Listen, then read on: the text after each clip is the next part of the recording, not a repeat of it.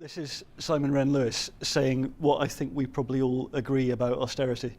I was going to, well, what I am going to say is going to be preaching to the choir, because I hadn't appreciated just what a magnificently progressive group of people you were going to be. But there's a question about whether we start from this point. Simon's making the argument pretty clearly that I think we've said over the course of this morning.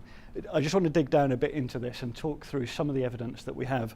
Think about the position in which policy choices are being made, using UK corporate tax as a particular example, and then think a little bit about what researchers of different sorts might contribute by way of a response to this, which is the bit where I think I'll be preaching to the choir. So I'm going to go through that. Right. There's two basic claims in the case for austerity hinges on this in terms of the economics. Firstly, that expansionary fiscal contractions are possible as opposed to mythical, that we can cut fiscally and produce an increase in economic growth as a result. And secondly, that they are desirable, or at least they can be, when you have a sufficiently high ratio of national debt to GDP, that itself is restricting your growth, and therefore your fiscal contraction will be expansionary, in particular because it will be getting you back down below this level of debt that is claimed to reduce your prospects for growth. Now, the evidence on this is at best weak, but in fact largely in opposition. The first claim goes back to Alesina, well, particularly Alesina and Perotti in '95, but Alesina and a set of co-authors. Since then, and that claim was really about saying that if you're going to have a fiscal contraction, you're probably better, or at least it will be less damaging, if you do it with tax, with spending cuts rather than increasing taxes. So it was kind of an argument against taxing more than it was actually an argument for expansionary fiscal contractions.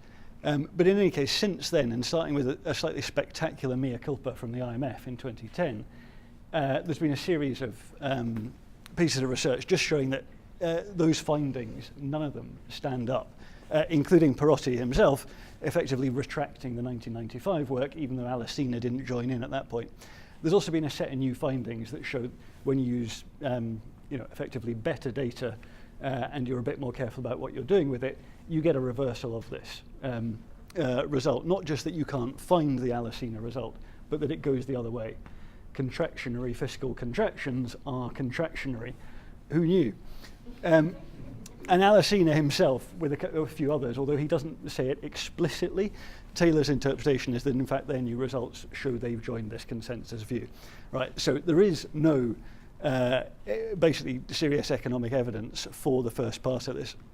The second part, as you probably all know, hinges on Reinhardt and Rogoff, which famously had these spreadsheet errors, but in fact, more seriously, probably the Pescatore et al. Analysis, which again uses new data and is more careful about what they're doing, just shows the result isn't there. There is not some level of debt to GDP beyond which economic growth is damaged. It's just not there. And again, that's not controversial, right? These are basically consensus positions. And yet, we've continued down the same road of policy that these initial two claims would suggest.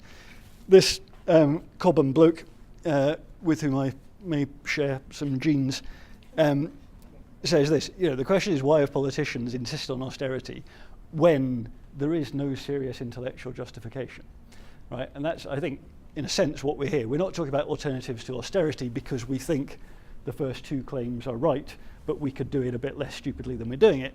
We think the entire thing is crap, and the question is why alternatives are not being pursued, given that the evidence for what we're doing is simply lacking. That's more text on a slide than anybody should ever put. I'm sorry about that. In the UK case, there's a particular set of extreme issues to consider. The normal stuff is there, right? Debt as Richard said, or was it Simon, debt has gone the wrong way, right? We have more debt, not less debt. We also have in Simon Wren-Lewis's estimate substantially lower GDP than we would have done if we hadn't pursued this stupid set of policies. So on its own terms, it's failed. But the damage in terms of the stuff that isn't immediately in the argument for austerity is probably much worse, right?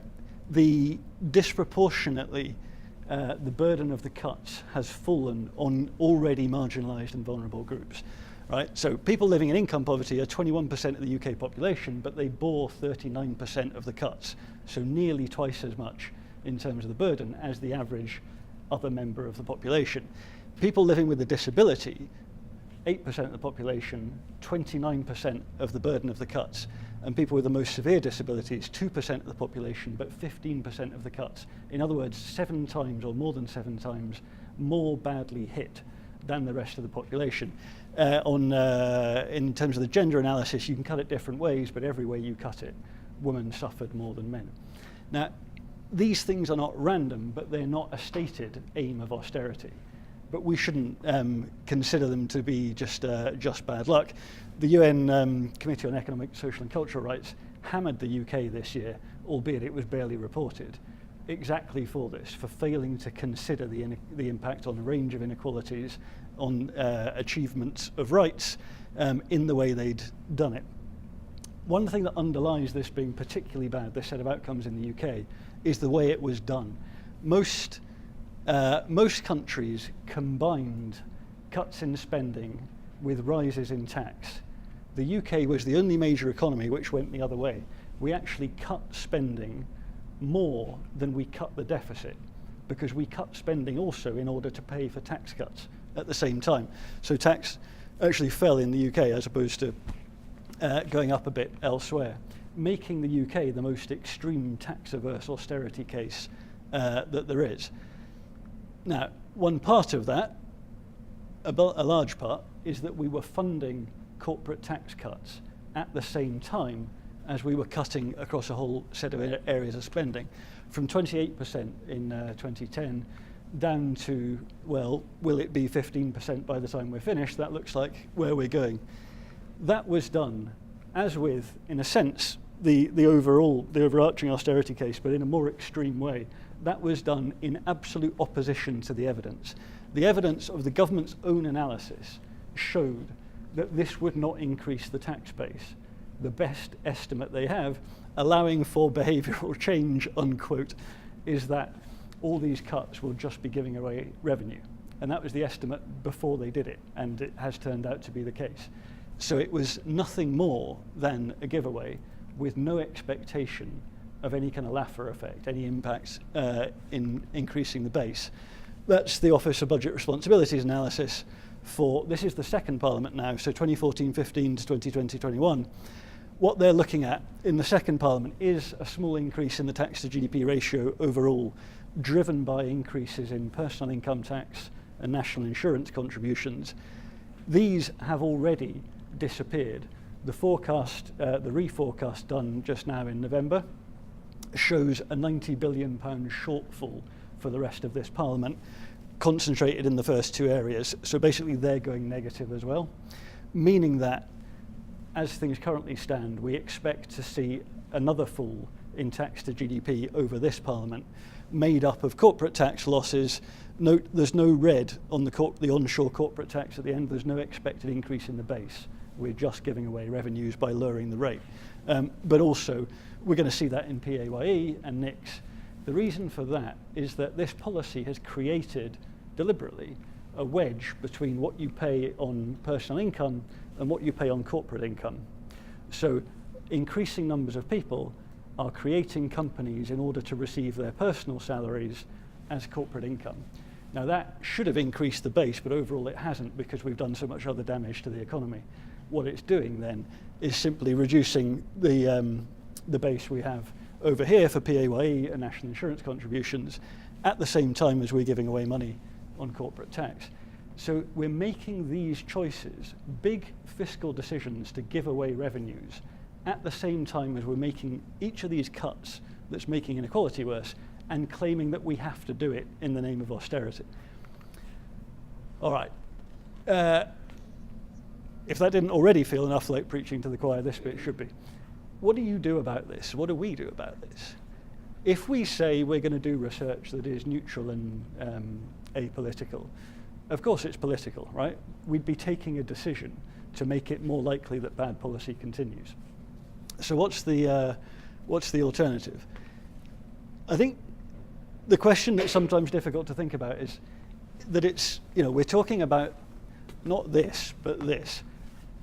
The answer to this is not to say, can we come up with a brilliant piece of research that will fill a gap and convince people to do something that they won't otherwise understand?